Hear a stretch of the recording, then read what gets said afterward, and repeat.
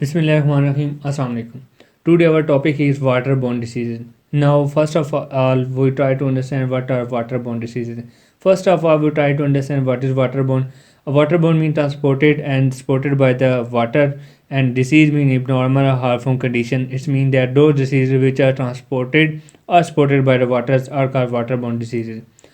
How they transmitted? They can be transmitted through a contaminated water source and poorly function water treatment system, and they can be prevent by water chlorination and drinking bottled waters.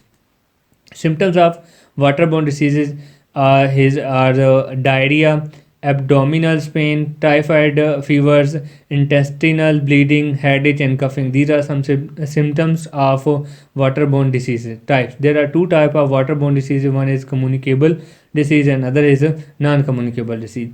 Communicable diseases are those diseases which can be spread or passed through one infected person to another infected person. Communicable diseases, also known as infectious disease or transmissible disease. And again, what is disease? A disease is a state of illness in which normal functioning of a body is disturbed. Communicable diseases, responsible agents of communicable diseases may be viruses, bacteria, fungi, multicellular parasite, appearance protein, appearance protein presence. And mode of transmissions of communicable diseases may be water and food, airs, contact, vectors, and others. These are some mode of transmissions of communicable diseases.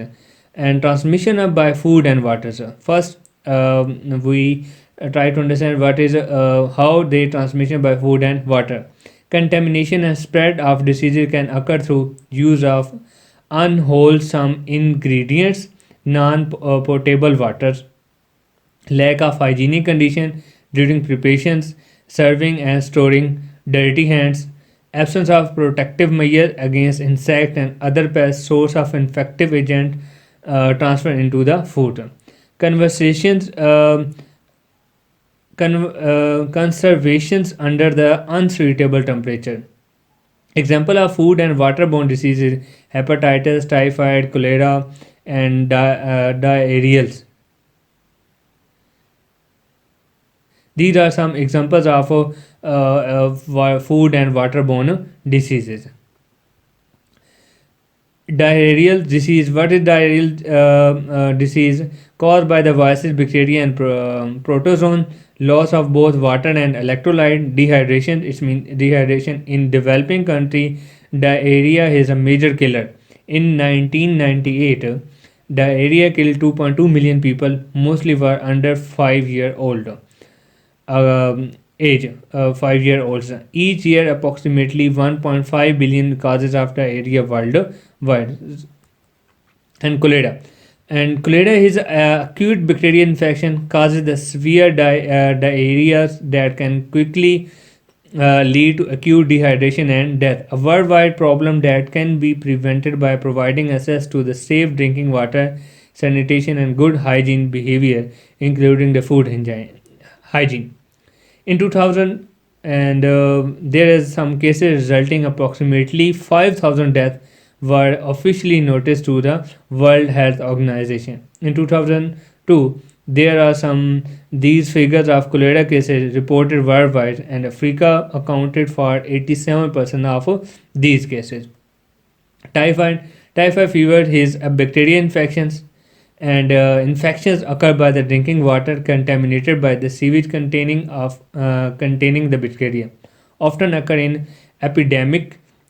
Symptoms of What are symptoms of typhoid? These are some symptoms of typhoid: headache, nausea, vomiting, loss of appetite, deliriums, diarrhea, constipations, rose color spots on the chest, enlarged spleen and livers. Spleens and liver. These are some symptoms of typhoid. Control measures: antibiotics treatments. How we control these diseases? Antibiotic treatment, health education, personal hygiene, hand washing after toilet use and before after preparations, and safe water supply, proper sanitation system, excluding carriers carrier from food handling. A vaccine is available, although it is not routinely recommended except for those who will have prolonged exposure to the potentially contaminated food and water in high-risk area. Carriers continue to carry bacteria. These people can be source of infection for others. The annual incidence of typhoid is estimated to be about 12 to 17 million cases worldwide. And preventive measures how to be taken according to mode of transmission of infection agent, food and waterborne diseases. Use safe water, use fresh and wholesome food ingredient, keep hand clean by proper hand washing and utilize clean utensil. Cook food at a proper temperature and store food at a proper temperature. These are some preventive measures against water and foodborne diseases. What is water treatment? Introductions. Objective of water. What is objective of water treatment? Water treatment aim at producing a water that satisfy a set of drinking water quality standard at reasonable price to the consumer. Removal of solid in a water. Solid may be suspended, dissolved, or colloidal. Some of dissolved solid should stay in the water at healthy concentrations. For examples, there are salts, some minerals and salts. Water quality. A water quality characteristic. Physically characteristic. What are the physical characteristic of water quality? Turbidity, colors, taste and odors, and temperature. And water chemically characteristic. Many dissolved chemicals exist in the water, and many of them are concerned such as chloride, fluoride, iron, lead, manganese, sodium, sulfate, zinc, toxic inorganic substance, toxic organic substance. Water quality characteristic, microbiological characteristic, pathogens, viruses, bacteria, and protozoan. These are some worms. These are a microbiological characteristic. Biological microbiological characteristic. Water quality. Water classification by the source. Ground versus source water. There are some what is the ground and these are two main classes of water source. One is a water groundwater and another is source surface water. Constant compositions, high mineral content, low turbidity, low color, low or no DO, high hardness, and high iron and manganese. These are some characteristics of groundwater, and these are some characteristics of surface water. Variable composition, low mineral content, high turbidity, colors, DO present, low hardness, and taste and odors. So these are two main classes of a water source, and these are their characteristics. Water treatment methods.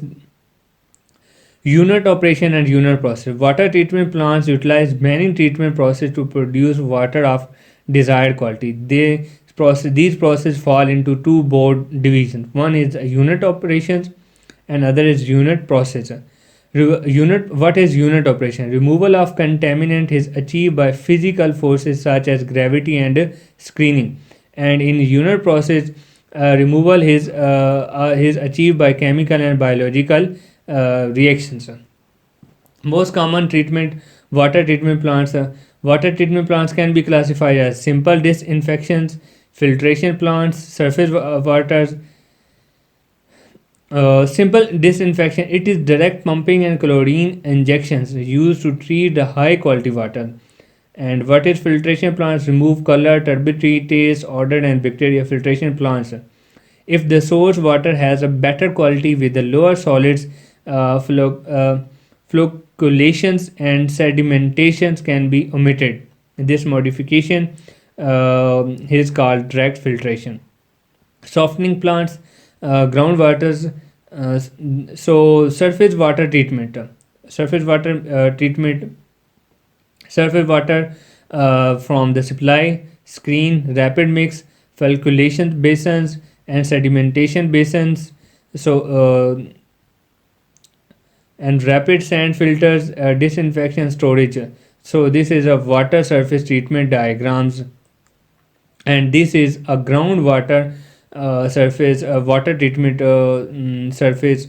So sorry, this is a groundwater treatment flow chart or diagram. So you can understand by looking at this treatment of flow charts. So this is treatment for flow charts. You can check it. And next, waste water treatment, urban water cycles. So this is a waste water treatment for urban water cycles and sewage compositions. In sewage, 99% 0.9 waters and solids. There are solids on 0.1%. These may be 70% organic and 30% inorganic. And 70% organics may be contain protein, carbohydrates, and fat, and inorganic 30% grit, salts, and minerals. Water's wastewater characteristic, pollution and impurities. These may be physical, chemical, and biological. Physical may be gases, liquid, and solids, and solid may be floating, setables, colloidal, and dissolves. Easy to remove. So solids all are easy to remove. Chemical may be organic or inorganic, biological, pathogenics, and non-pathogenics. So type of water treatment process: physical treatment process, physico-chemical treatment process, biological treatment process, and thermal treatment process. Water-based treatment type based on the source: domestic water waste treatment, industrial water waste treatment. Objective: to reduce the strength of water waste and to prevent the pollution of natural waters, to protect the public health and to avoid any nuisance. So water waste treatment schemes: domestic and commercial water wastewater, sewage treatment plants, sewage treatment plant, industrial water wastewater treatment plants, effluents treatment plants, while municipal STP are generally large-scale treatment plants, surface treatment plants. Sorry. While municipal STPs are generally large-scale treatment plants that normally do not receive industrial wastewater, ATPS. STPS is sewage treatment plants, and ETPS is effluents treatment plants. Can range from small to the large scale treatment plants and are a part of the industry itself. Depending upon the size and characteristic of the industry, wastewater from the manufacturing process can be mixed or separated from wastewater and generated from the offices, canteens, and residential colonies of the industries. So, what wastewater treatment schemes commonly in small to the medium scale industries involved in manufacturing agro, poultry, food product that cannot reuse or recycle, treated wastewater process, and domestic wastewater are mixed and treated together. In industries where processed wastewater contain a high level of chemicals and metal that potentially be recovers, domestic and processed wastewater are segregated and treated separately. For the industrial parks and acetate having the facility of a center fuel and treatment plants, industry are allowed to send their wastewater after partial treatment for the final treatment at CETP, abiding to the discharge of regulation of CETP. Normally, the CETP closely resembles to the municipal STP and generate their own revenue by treating the wastewater from industry. Again, decision to adopt the situation scheme depend upon the actual conditions. So, unit processes and stage in the wastewater treatment. Each unit treatment process is suitable to remove or treat a specific set of pollutant.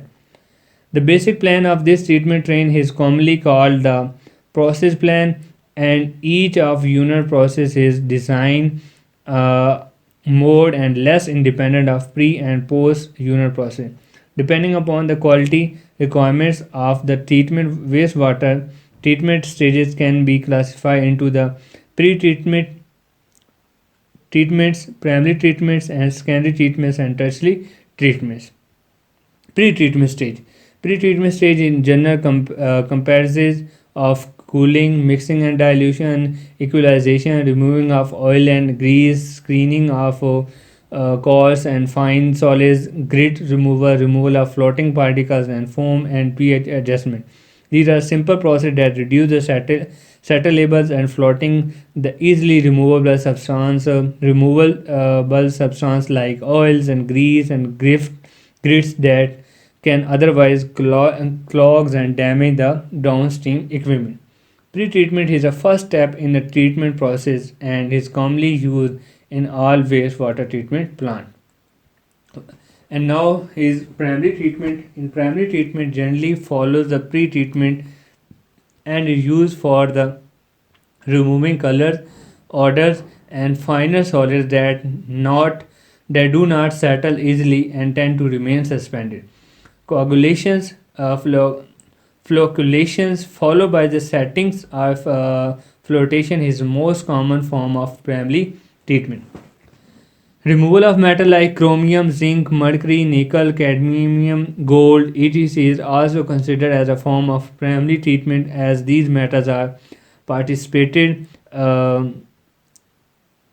precipitated in their oxide forms and remove oxidation or precipitation. In these cases, the general trend to recover the such material from the oxide sludge in form of their salt. Primary treatment also remove part of organic pollutants. And now is the secondary treatment followed by the primary treatment. Secondary treatment is given which primarily aim to removing biodegradable organic solids that remain in undissolved form. Removal of nitrogen and phosphorus is also sometimes a part of a secondary treatment. In practice, secondary treatment comprises of the biological treatment of wastewater, wherein microorganisms that consume the biodegradable organic solids for their metabolism are used to remove the dissolved organic solids. However, the secondary treatment may also be aimed at the removing non-biodegradable organics or dissolved chemicals. In such cases, it consists of a chemicals or physico-chemical treatment of wastewater. And now, tertiary treatment. In most of the cases, some form of tertiary treatment is given to the wastewater before it is discharged to the natural bodies. For example, disinfection of a biological treatment wastewater is done before discharge to kill the harmful pathogenic microorganisms that can contaminate the natural bodies.